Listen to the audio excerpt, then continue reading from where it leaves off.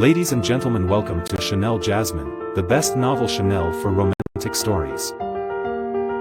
Hai guys, selamat datang di channel Jasmine, channel terbaik untuk menyimak novel-novel romantis.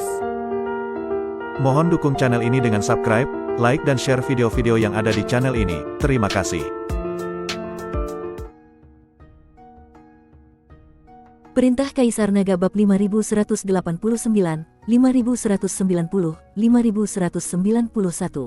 Lelaki tua itu merasakan kekuatan penghancur dan ketakutan setengah mati. Ia berusaha sekuat tenaga untuk menghindar, tetapi mendapati dirinya seolah dikunci oleh kekuatan tak terlihat dan tak bisa bergerak sama sekali. Dia hanya bisa menyaksikan cahaya pedang emas semakin dekat, dan akhirnya terpantul di pupil matanya. Wus, disertai suara lirih seperti suara tahu yang diiris, kepala lelaki tua itu terangkat ke angkasa, dan darah mengucur deras dari lehernya, mewarnai langit menjadi merah. Kepalanya, yang dipenuhi rasa takut dan tidak percaya, berguling beberapa kali di udara, dan akhirnya jatuh dengan keras ke tanah, tak bernyawa sama sekali. Humazi memanjat keluar dari lubang yang dalam, menutupi dadanya, dan berjalan ke sisi Dev. Ia melihat kepala yang tergeletak di tanah, lalu menatap para biksu iblis yang ketakutan. Ia tak kuasa menahan diri untuk berseru, "Wah, kau terlalu kejam, ya." Dev berkata dengan tenang, bersikap baik kepada musuh berarti kejam terhadap diri sendiri. Terutama bagi iblis-iblis seperti mereka yang sombong dan menganggap remeh nyawa manusia, tidak perlu bersikap sopan kepada mereka. Humazi terdiam beberapa saat.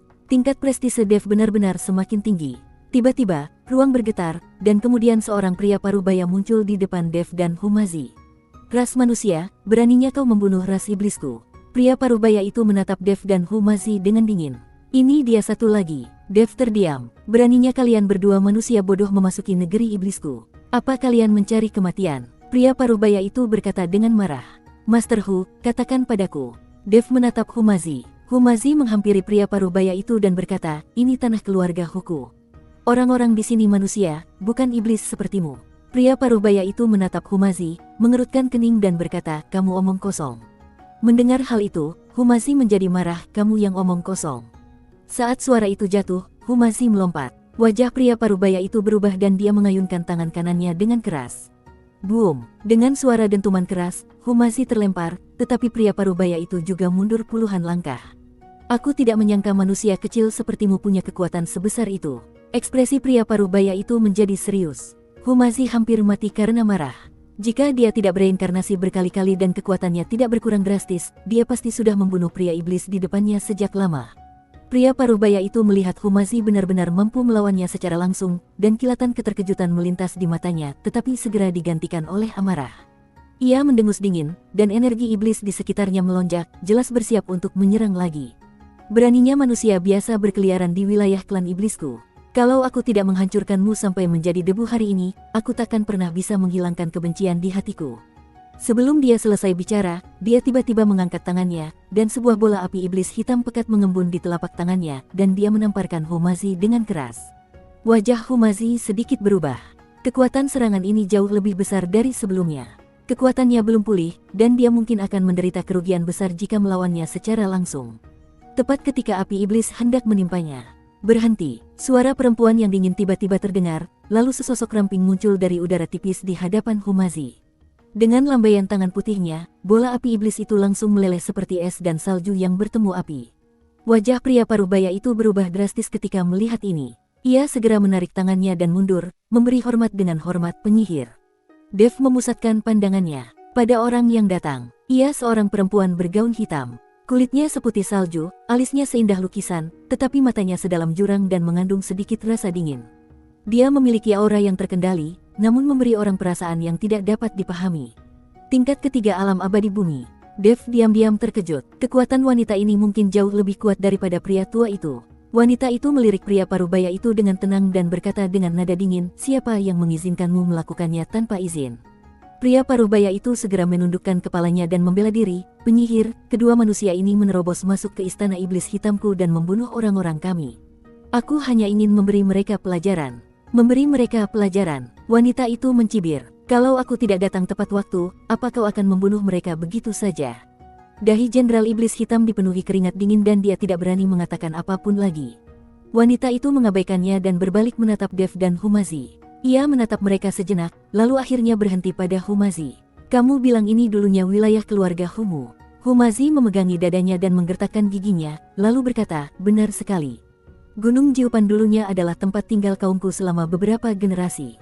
Sejak kapan gunung ini menjadi wilayah kekuasaan klan iblismu? Wanita itu sedikit mengernyit, seolah sedang berpikir, lalu sesaat kemudian dia menggelengkan kepala dan berkata, Istana Iblis Hitamku telah menempati tempat ini selama ratusan tahun, dan aku belum pernah mendengar tentang keluarga Hu. Jika ini benar-benar tanah leluhurmu, mengapa orang-orangmu tidak ada di sini? Mendengar ini, Humazi mengerutkan kening dan berkata, Mungkinkah klanku sudah hancur? Humazi telah pergi ke surga ke-6, dan telah bereinkarnasi berkali-kali sejak saat itu, dan ribuan tahun telah berlalu. Dia tidak tahu apa yang terjadi pada sukunya. Sekarang mendengar apa yang dikatakan wanita ini, tampaknya bangsanya telah dihancurkan sejak lama. Di alam surgawi ini, sebuah sekte atau keluarga bisa hancur dalam sekejap. Lagi pula, dalam masyarakat di mana yang kuat memangsa yang lemah, cepat atau lambat yang lemah akan dimangsa. Wanita itu terkejut, lalu mengerti dan berkata, mungkin. Pria parubaya itu tak kuasa menahan diri untuk menyela dan berkata, penyihir, Gunung Jiupan awalnya adalah tanah tak bertuan. Mereka hanya mencari alasan untuk memprovokasi klan iblisku. Apa kau pikir ini wilayah mereka hanya karena mereka mengarang alasan sembarangan? Diam, teriak wanita itu dingin, dan pria parubaya itu tiba-tiba terdiam. Dia menatap Humazi dan berkata dengan nada yang lebih lembut, namaku Yuyue, dan aku penyihir dari Istana Iblis Hitam. Jika apa yang kau katakan benar, aku bisa mengirim seseorang untuk memverifikasinya. Tapi sebelum itu, kau telah memasuki wilayah iblisku dan membunuh orang-orangku, jadi kau harus memberikan penjelasan. Humazi hendak membalas, tetapi Dev melangkah maju dan berkata dengan tenang, kami tidak membunuh orang tanpa alasan. Orang-orang mulah yang berbicara kasar lebih dulu dan bahkan ingin merenggut nyawa kami. Kami hanya membela diri. Yuyue mengalihkan pandangannya ke Dev, pandangan aneh terpancar di matanya. Dan siapakah kamu? Tanyanya. Dev, kata Dev dengan tenang. Yuyue mengangguk pelan dan hendak bertanya lagi, tetapi pria parubaya itu tak kuasa menahan diri dan berkata dengan marah, penyihir, kenapa repot-repot bicara dengan mereka? Kedua orang ini jelas-jelas ada di sini untuk memprovokasi kita, kenapa tidak tangkap saja mereka dan jadikan contoh? Dev meliriknya dan tiba-tiba tersenyum, sepertinya pelajaran barusan tidak cukup. Sebelum dia selesai berbicara, sosoknya tiba-tiba menghilang. Tatapan mata Yuyue menyusut, dan dia secara tidak sadar ingin menghentikannya, tetapi sudah terlambat. Wus, dengan kilatan cahaya pedang, lengan kanan lelaki parubaya itu terpotong di bahu, dan darah mengucur deras. Ah, pria parubaya itu menjerit dan mundur beberapa langkah, wajahnya sepucat kertas. Pria parubaya itu menutupi lengannya yang berdarah dan patah, gemetar kesakitan, dan menatap Dev dengan mata penuh kebencian dan ketakutan. Dia benar-benar tidak mengerti bagaimana seorang kultivator tingkat 6 di alam dispersi abadi bisa melesat dengan kecepatan dan kekuatan yang begitu mengerikan. Dia jelas telah mengaktifkan energi sihirnya untuk melindungi tubuhnya, tetapi dia bahkan tidak bisa melihat gerakan pedang lawan. Kau berani menyakitiku. Suara lelaki parubaya itu serak, urat-urat di dahinya menyembul, kau potong salah satu lenganku hari ini, perseteruan ini tak terdamaikan. Dev menyimpan pedangnya dan berdiri, lalu berkata dengan dingin, kalau kau tak punya kekuatan, cara terbaik adalah diam. Kalau kau berani bersuara lagi, lain kali bukan lenganmu yang akan dipenggal, melainkan kepalamu. Kalimat itu sederhana, tetapi mengandung tekanan yang tak terbantahkan. Pria parubaya itu tanpa sadar menutup mulutnya, tenggorokannya bergemuruh, dan tak berani mengucapkan sepatah kata pun. Dia jelas bisa merasakan bahwa niat membunuh yang samar-samar dalam diri Dev bukanlah lelucon. Pada saat ini, Yuyue berbicara perlahan, suaranya sedingin batu giok, tetapi dengan kekuatan menembus yang aneh, mundur. Wajah lelaki parubaya itu berubah pucat dan biru, dan rasa sakit yang hebat di lengannya yang patah membuatnya hampir tidak dapat berdiri. Namun, saat menghadapi perintah sang penyihir, dia akhirnya menggertakkan giginya, melotot ke arah Dev dengan penuh kebencian, terhuyung mundur ke samping, menutupi lukanya dan mengalirkan energi sihirnya untuk menghentikan pendarahan. Yuyue kemudian mengalihkan pandangannya ke Dev. Matanya berwarna ungu tua, seolah mengandung langit berbintang yang tak berujung. Ada rasa ingin tahu dan kesungguhan di matanya saat ia menatap Dev. Ketika Dev bergerak tadi, bahkan dia tidak bisa melihat gerakannya dengan jelas. Dia hanya melihat kilatan cahaya keemasan, dan lengan pria parubaya itu jatuh ke tanah. Perlu diketahui, lelaki parubaya itu telah mencapai alam abadi bumi tingkat kedua, dan dianggap sebagai petarung terhebat bahkan di Istana Kejahatan Hitam. Kau baru berada di tingkat ke-6 alam dispersi abadi, tapi kau punya kekuatan tempur yang luar biasa. Aku agak terkejut. Yuyue sedikit membuka bibir merahnya, dan nadanya tak bisa menunjukkan apakah ia senang atau marah. Biasa saja, aku belum mengerahkan seluruh kekuatanku, kata Dev dengan rendah hati. Namun di mata Yuyue, kerendahan hati ini hanyalah sebuah pamer.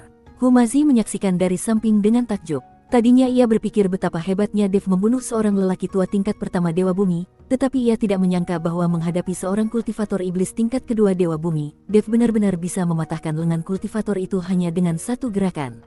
Kekuatan ini terlalu menakutkan. Dia diam-diam menarik lengan baju Dev dan berbisik, penyihir ini sepertinya sulit dihadapi. Haruskah kita berhenti selagi masih unggul? Dev tidak menoleh ke belakang, tetapi hanya melirik ke sekeliling. Saat Yuyue muncul tadi, fluktuasi spasialnya sangat kuat. Jelas sekali bahwa ia telah menguasai beberapa teknik rahasia spasial tingkat tinggi. Dan dari kedalaman Gunung Jiupan, terpancar aura samar yang tak lebih lemah dari Yuyue. Jelaslah bahwa istana iblis jahat hitam jauh lebih kuat daripada yang terlihat saat ini. Yuyue merenung sejenak dan berkata, mungkin ada kesalahpahaman. Bagaimana kalau begini, kau bisa ikut aku kembali ke istana iblis hitam dan aku akan mengirim seseorang untuk menyelidiki masalah keluarga Hu. Jika ini benar-benar tanah leluhurmu, aku, istana iblis hitam, akan memberimu penjelasan. Humazi dan Dev saling memandang dan mengangguk. Baiklah, kami akan pergi bersamamu, kata Humazi. Yuyue tersenyum kecil, berbalik dan berjalan menuju pegunungan. Mengikuti Yuyue jauh ke dalam Gunung Jiupan, Dev dan Humazi segera tiba di depan sebuah istana hitam yang menjulang tinggi. Istana itu seluruhnya terbuat dari obsidian dan memancarkan aura dingin. Energi iblis menyelimuti sekelilingnya, dan ratapan melengking samar-samar terdengar, seolah-olah jiwa-jiwa yang tak terhitung jumlahnya terperangkap di dalamnya. Apakah ini istana iblis hitam? Humazi mengerutkan kening dan berkata, tempat tinggal suku saya saat itu tidak begitu suram. Yuyue berkata dengan tenang, metode kultivasi ras iblis berbeda dengan ras manusia, jadi lingkungannya pun secara alami berbeda. Dia melambaikan tangannya, gerbang istana perlahan terbuka, dan aura iblis yang kuat menyerbu ke arahnya. Ekspresi Dev tetap tidak berubah, tetapi Humazi tidak dapat menahan diri untuk menggigil. Pada saat ini, tiba-tiba 4 kultivator yang memegang tombak dan mengenakan baju besi hitam bergegas keluar dari istana. Terlebih lagi, jaring hitam besar langsung menutupi Dev dan Humazi. Humazi terkejut, sementara Dev mengerutkan kening dan wajahnya menjadi sangat jelek.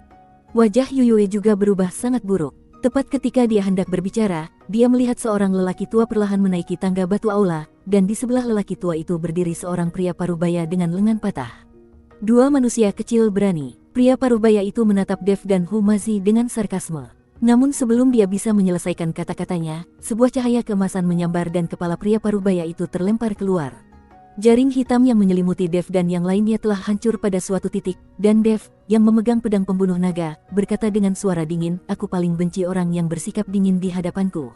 Bersambung.